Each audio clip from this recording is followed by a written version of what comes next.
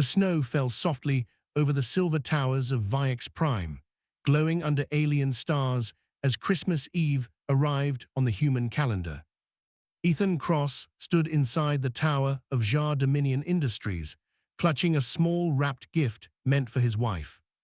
Only hours earlier, he had watched her life fade away in a medical pod after a shuttle accident.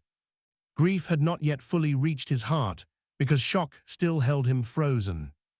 That was when his alien boss, Director Calthun of the Jar species, summoned him to the upper chamber. Calthun's eyes shimmered cold blue as he spoke, his voice echoing through the hall. Your productivity has declined, human, and sentiment has no place here. You are terminated effective immediately. Ethan barely heard the words as security drones escorted him out. He was fired on Christmas Eve, minutes after becoming a widower. The gift slipped from his hands and fell into the snow outside the tower. What Calthun did not know was that Ethan's wife, Maya Cross, had been more than a human engineer. She was the silent architect behind Jar Dominion's quantum expansion technology. Every patent, every leap forward, had been quietly signed over to a private human trust. A trust that named Ethan Cross as sole inheritor. As Ethan walked away from the glowing alien city, broken and alone, something inside him hardened. He whispered into the cold night that he would not disappear quietly. Not after everything Maya had built. Not after everything they had taken. Days passed in silence aboard a rented cargo ship drifting beyond regulated space. Ethan ignored messages from former co-workers and alien officials alike. Then an encrypted file arrived, tagged with Maya's personal encryption key. His hands shook as he opened it. The hologram of his wife appeared, smiling gently. Ethan, if you are seeing this, then I am gone, and they have shown you who they truly are. She explained how the Jar board had planned to erase her contributions. How she had quietly transferred ownership of core systems, factories, and fleets into shell corporations. Corporations that now legally belonged to Ethan. Jar Dominion Industries was hollow without those assets. Their supply chains were frozen, their energy nodes locked, their fleets unable to jump. All because one human woman had planned ahead and trusted her husband to finish what she started. Ethan felt grief turn into purpose. He was not a businessman, not a conqueror. But he knew loyalty, loss, and resolve. And now he also owned the most powerful interstellar infrastructure network in 3 sectors. He wiped his tears and stood. Maya, I will protect what you built, he said softly. And I will make them remember your name. The Jar board panicked as systems failed across their empire. Director Calthun roared orders that went unanswered. That was when Ethan appeared on every screen at once, calm and composed. Good evening, Ethan said. You fired me on Christmas Eve. Now I am invoking my rights as majority asset holder. Legal constructs written in Jar law sealed the outcome. The company could not function without the systems Ethan controlled. Within hours, Jar Dominion Industries was forced into acquisition. Purchased not by a rival alien power, but by a human-owned conglomerate registered under Maya's trust. Calthun watched helplessly as authority slipped away. You are nothing but a grieving clerk, he snarled. Ethan looked at him steadily. I am her husband, and this was her company long before it was yours. By the end of the cycle, Ethan Cross was named acting director. The first human to control a top-tier alien megacorporation. And he did not celebrate. He simply closed his eyes and breathed. Ethan did not rule with cruelty. Instead, he opened records, restored credit to erased engineers, and ended exploitative contracts. Jar workers expected revenge. Instead, they received fairness. Director Calthun was summoned one last time. You will answer for every decision made in disregard of life, Ethan said. You will face review under the same laws you once hid behind. Stripped of power, Calhoun finally understood. Humans did not forget. They endured, planned, and returned stronger. On the anniversary of Maya's death, Ethan commissioned a research institute in her name, dedicated to cooperative science between species. Its symbol was simple, a human hand and an alien hand reaching toward the same star. Ethan stood alone at the ceremony, holding the same small gift he had dropped in the snow. He placed it beneath the monument. "Merry Christmas, Maya," he whispered. Years later, stories spread across the galaxy of the human fired by an alien boss on Christmas Eve, of the widower who inherited more than grief and chose justice over vengeance. Under Ethan's leadership, the company thrived, not as a symbol of domination, but of balance. Alien and human children studied together. Technology served survival instead of greed. Ethan never remarried, but he never walked alone either, because Maya's voice guided every decision, every risk, every act of mercy. And whenever winter lights appeared on distant worlds, he remembered the night everything was taken from him, and the dawn when he took it back. Not for power, but for love. The galaxy did not change overnight, but it noticed when Ethan Cross began to move. Trade routes once controlled by fear reopened under transparent law. Worlds that had paid tribute for protection found their debts erased. And slowly, a rumor spread among alien councils and human colonies alike. The widower was not finished. Ethan rarely slept inside palaces or command spires. Instead, he traveled quietly aboard a modest exploration cruiser. He wanted to see with his own eyes what the old board had hidden behind profit charts. Ruined mining worlds, exhausted species, and broken contracts written in beautiful lies. On Keller IX, he met alien workers who flinched at the sight of authority. They expected punishment for speaking honestly. Instead, Ethan sat among them, removed his insignia, and listened. For the first time in their lives, someone with power asked what they needed instead of what they owed. Word spread faster than any fleet. Not through propaganda, but through stories whispered in mess halls and docking bays. The human director who listened. The widower who remembered names. The leader who carried grief instead of arrogance. But power always attracts resistance. Beyond the mapped systems, the remaining Jar elites gathered. Exiled directors, war profiteers, and rival species who had benefited from suffering.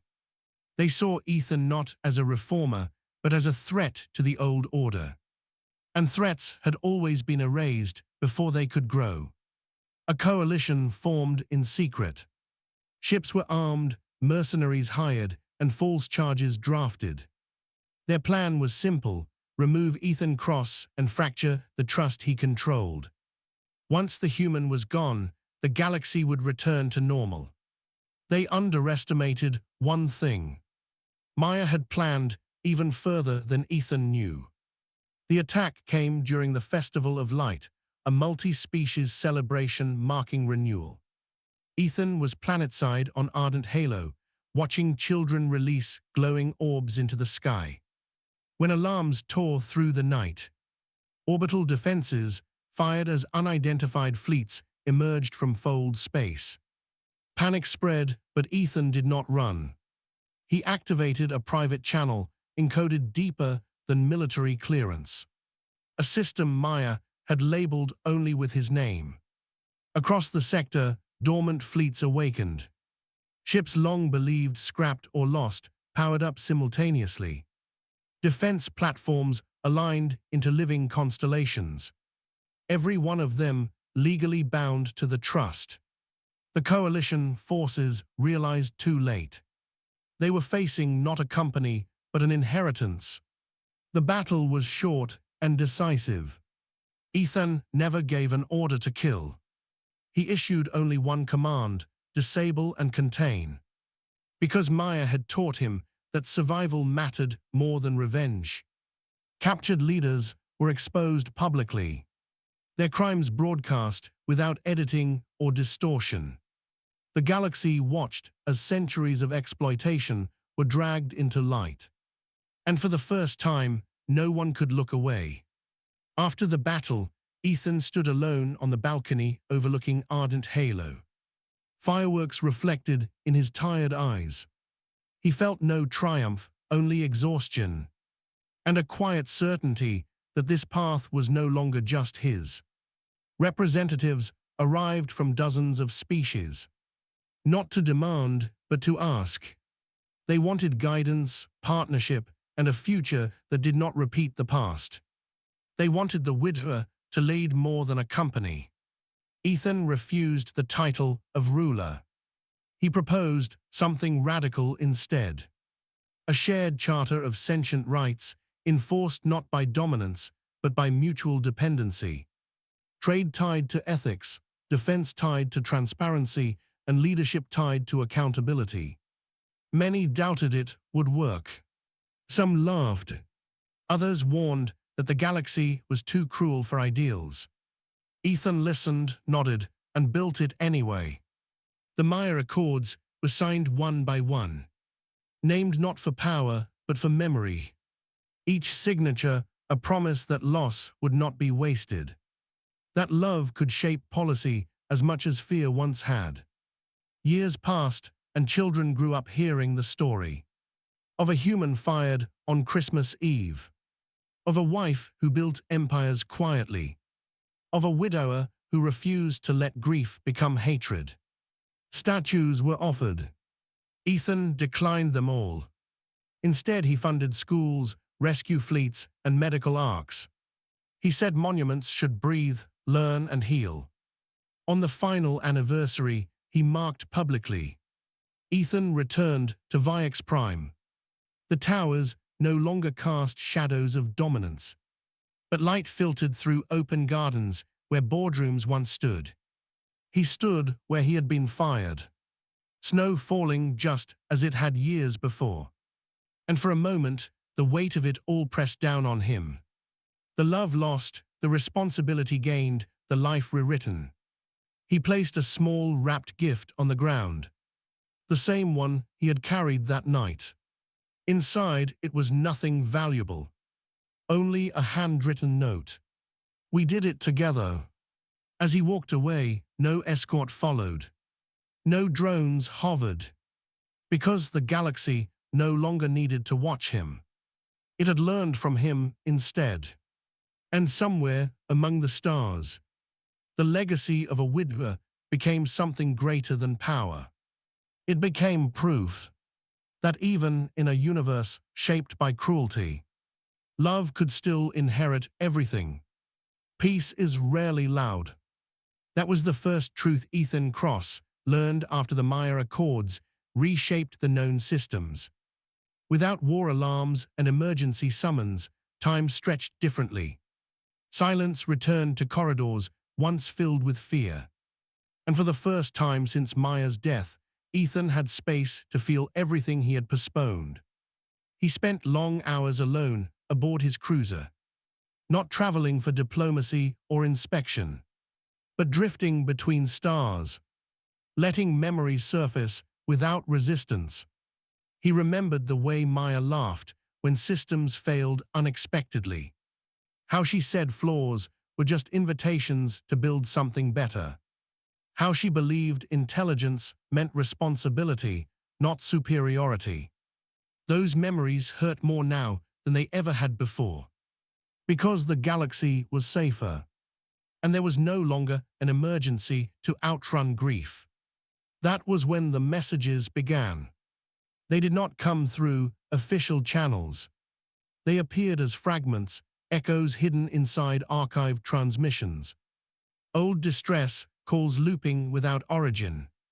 Data signatures that did not belong to any known species. and coordinates that shifted each time they were observed. Ethan's analyst dismissed them at first, calling them background noise left over from collapsed empires. But Ethan felt something else beneath the patterns.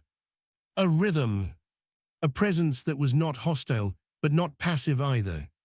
He followed instinct rather than protocol, ordering a quiet investigation using exploration fleets rather than military assets. He did not want to frighten whatever was speaking, because something was speaking. That much he was certain of. The trail led beyond charted space, into regions long avoided due to navigational instability. Stars there behaved strangely.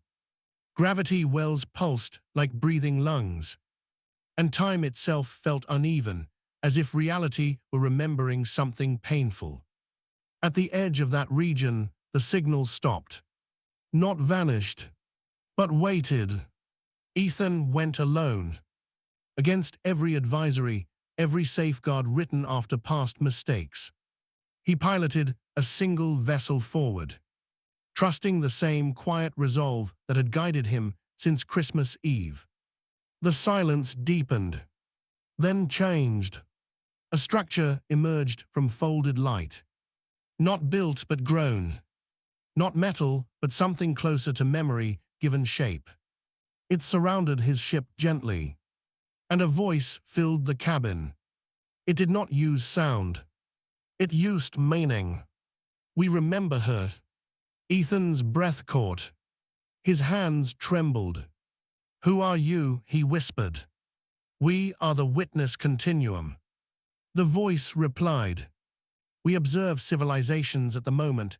They choose what they will become. Ethan felt no fear, only a deep ache. You remember Maya? He asked. Yes, the continuum answered. She spoke to us long ago. She asked if compassion could survive scale. Ethan closed his eyes. Of course she had found them. Of course she had asked the hardest question in the universe. The continuum showed him visions. Civilizations that chose dominance and burned themselves hollow.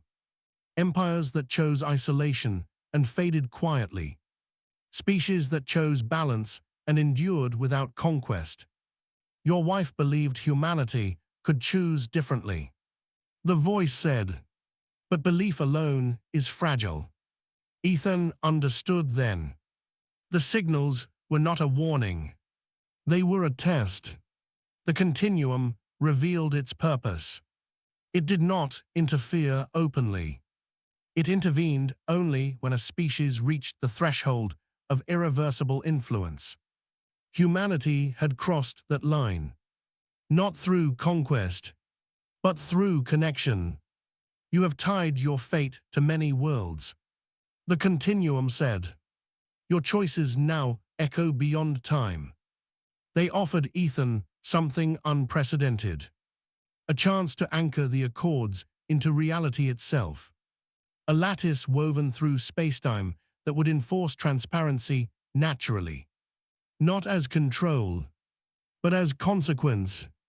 Lies would unravel. Exploitation would expose itself. Power would remain possible, but never invisible. The cost was severe. Such a system would bind humanity permanently to the galactic community. No retreat, no isolation, no pretending neutrality when injustice spread. Ethan did not ask for time. He thought of Maya, of the workers who had learned to trust again, of children who no longer feared the sound of arriving ships. Do it, he said softly. The continuum paused, then answered, we cannot. Only you can. The lattice required a living anchor, a consciousness willing to carry the weight of constant awareness. Not omniscience, but accountability. Ethan understood the choice fully. This would change him, not erase his humanity. but stretched. Across distances no single life was meant to hold. He remembered the night he was fired.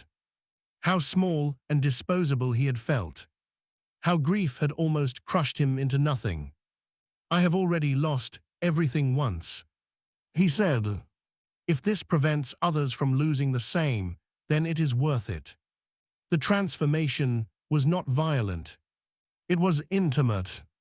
Ethan felt connections form. Not voices, but awareness. Of trade routes flowing honestly.